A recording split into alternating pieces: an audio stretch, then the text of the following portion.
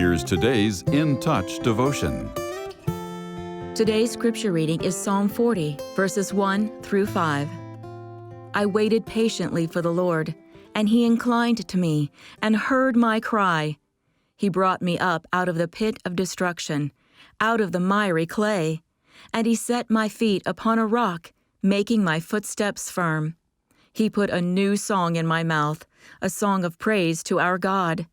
Many will see and fear, and will trust in the Lord.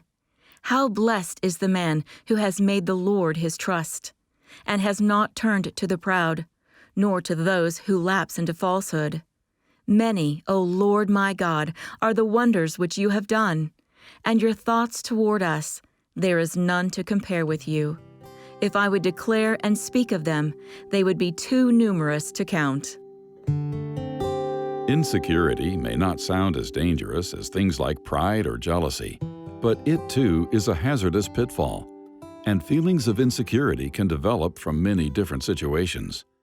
Regardless of the root causes, the effects are often similar. We may be indecisive because our fear of making the wrong choice leads us to avoid decisions altogether.